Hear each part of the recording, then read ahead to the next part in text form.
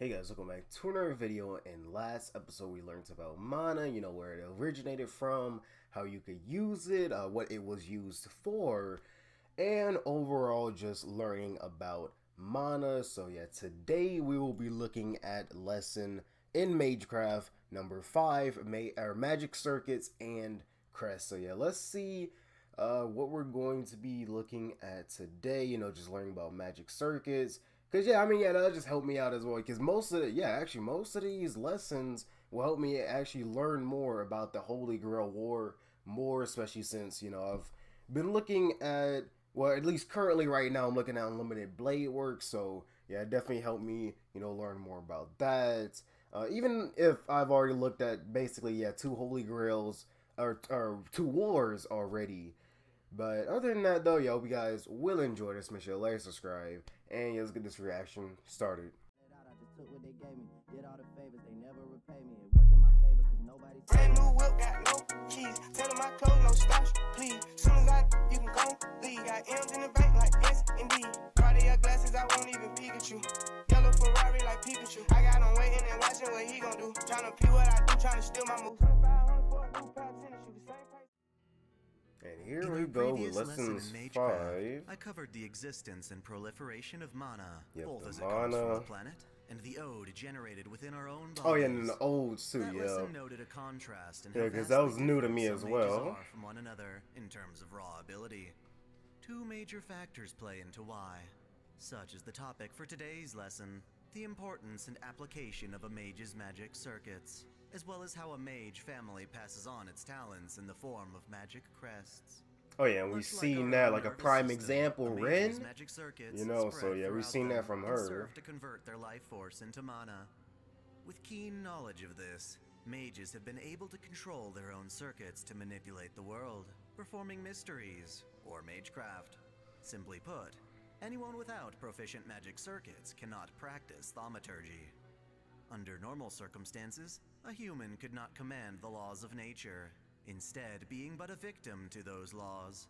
Therefore, magic circuits defy physics, being attached to a person without belonging to the material world. Rather, the part of us where said circuits reside is the soul. In previous lessons, I have spoken of the soul and how mages like Zoken Mato are able to extend their lifespans by transplanting their souls from one body to another. So extend is okay. In that regard, the soul can be I didn't know he did that. Blueprint of the body, containing its memories and mind, with astral simply referring to the immaterial part of our world. With the exception of a soul's tendency to rot over time, the soul is considerably more everlasting, and it's upon the soul that the magic circuit is etched. When we manage to physically observe the circuit, we are merely observing the point of contact between the soul and its vessel.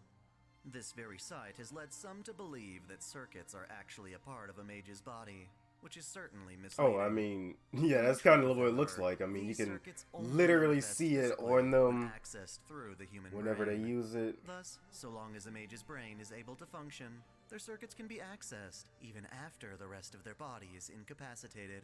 Okay. To our dismay, the So quality as long and as they number of have their magic brain circuits mages and possess are determined at birth. yeah, they can Much still like do our whatever with it, genetics, one does or it not still can simply be grow turned more, on or though off, they certainly used. can be irreparably damaged. As such, mages of ancient heritage often have superior circuits, while more ordinary bloodlines risk their circuits weakening with each generation. In most cases, humans aren't likely to be born with magic circuits in the first place. Just like breeding, the quality and number of magic circuits a mage is born with comes down to pedigree. That said, mages can excel with either quality or quantity. For instance, Aozaki family heirs are born with fewer circuits at a higher quality, and their talents are certainly formidable. Of course, practices in Magecraft have allowed us to curb this hereditary limitation to a degree. Our previous lesson, in fact, mentioned such a technique utilized by Shiro Emiya and Rin Tosaka, in which Shiro was able to link himself and pull from Rin's circuits in order to conjure unlimited blade works. Oh, Technically well, yeah, I speaking, guess that's a spoiler for me Kirin-Kotomine's then. circuits came as a But I mean, mutation, well, a gift technically I to already reward his seen like father's the continued ritual or piety. whatever, so Like all yeah, things, not too much, the but possession of magic circuits yeah, comes at a cost. I haven't seen that While they much are yet. critical for a person to be a mage in the first place, they aren't exactly pleasant. They are unnatural and conflict with the human body. Utilizing them can be excruciatingly painful and cause one's body to generate heat. As much of a boon as they can often be, mages have had this sensation exploited by hunters, such as Kiritsugu Emiya, who could track his targets with thermal sensors.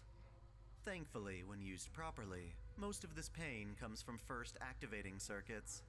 By flooding mana through them, they effectively open for easier access.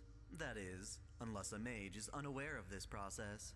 Shiro Emiya was improperly reared by Yeah, Kiritsugu. reinforcing Rather than those. tapping into his already And then open Ren magic had to circuits, he would eventually, reform like, them yeah, with show each him, and every right? use. Or His no, daily she, training involved like, yeah, putting his forced life it to in turn danger on to or be harness even on the most all the rudimentary of time. spells. It was a mistake so outrageous that not even Reen was able to realize his struggle. Yeah. Only his future self was privy to this handicap. Once opened, magic circuits become much easier to access.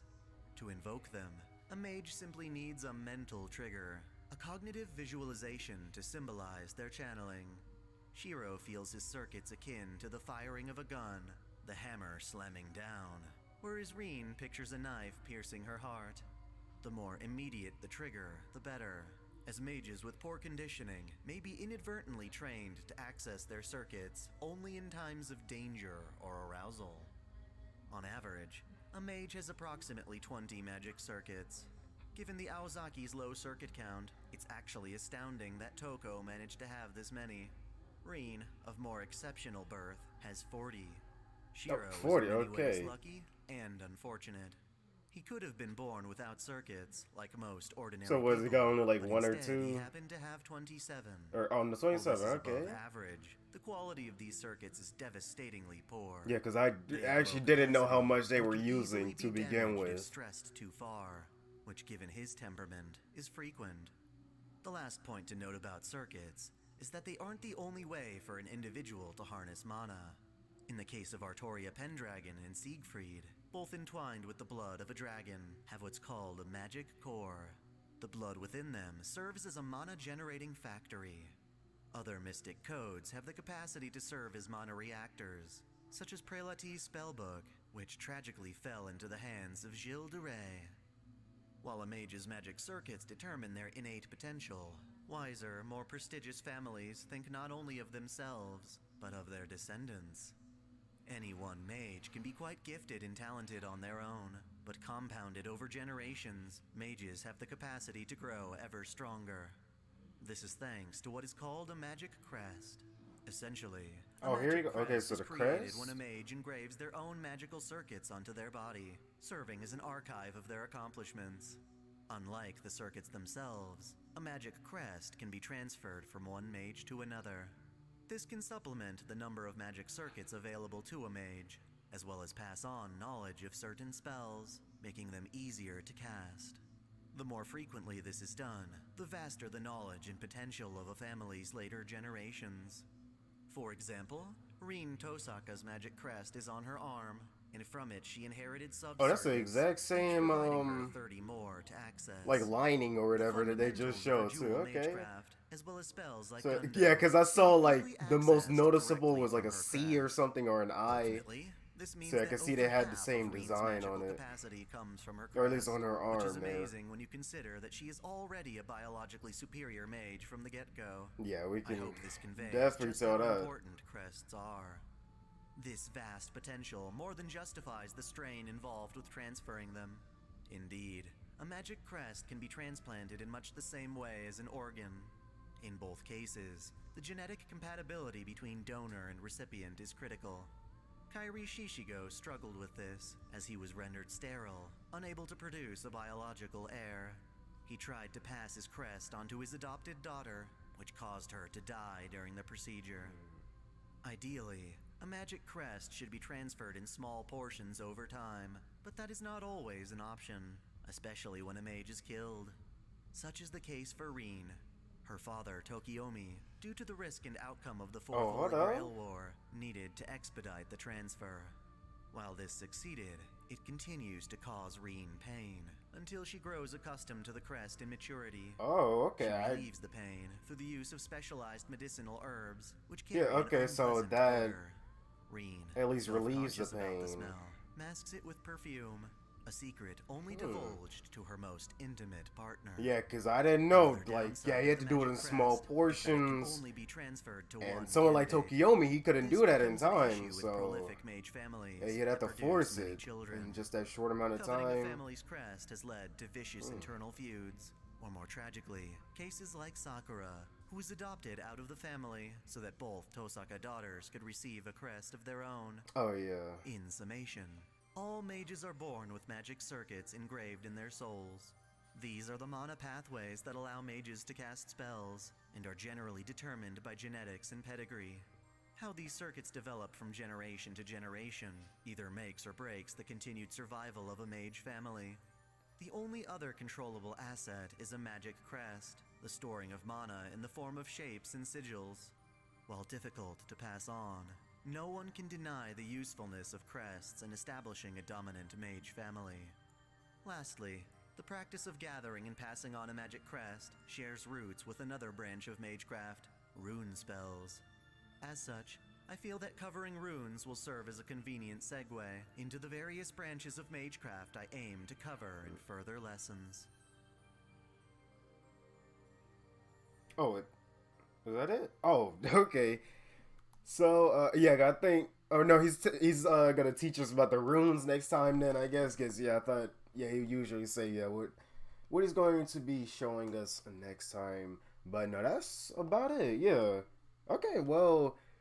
Yeah. Okay. Real quick. Yeah. So you guys can know what I was talking about with like the C and the I. So basically, right here, if you could kind of see in like the or no, that's Ren, but still, like you could see like the design of her arm. You can see like a C and then like an I right there, you know, and then sort of like a D or something, like right there in the middle. And then I can see like here again, you can see like that same sort of design.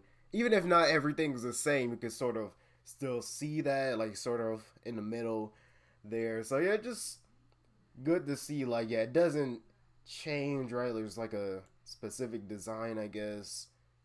Unless I just didn't even need to worry about that attention to detail at all.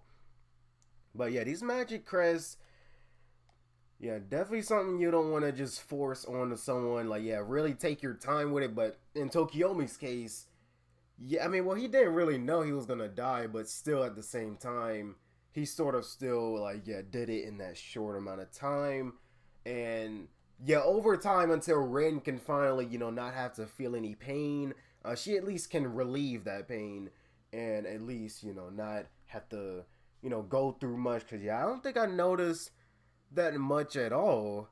You know, her being in pain when she used the crest. Cause yeah, I just saw her in Unlimited Blade Works. You know, that same scene again when she, you know, was trying to, what was it, kill Shido inside the school. And then after that, you know, Ryder showed up. And yeah, I didn't see no pain from her at all. So yeah, it's not like I could tell. And even at that, yeah, I mean, this scene right here, I'm pretty sure she didn't even use it much at all anyway. So yeah, I guess it only happens when you use it too much. But yeah, not. That's pretty much about it. So I at least got to learn more about the circuits, you know, more than what I've already known. So, okay, basically every time I saw Shido do this, I thought this was like something special just for him. No, it really just was the magic circuits. Now the golden part, I feel like that was special to him though, because most of the time the circuits are green, most of the time. So I don't know, you know, when it turns like yellow or golden, whatever. Yeah, I'm pretty sure that's probably just Shido doing something like special to him, you know, because I think that was when he did the projection magic, you know, so I feel like was really something special to him. But other than that, that's pretty much about it. So yeah, I'm gonna just end it off here. So I'm guessing runes next time. Yeah, I just have to see. But yeah, I hope you guys did enjoy this. Make sure you like, subscribe again. And yeah, I'll see you guys in the next one.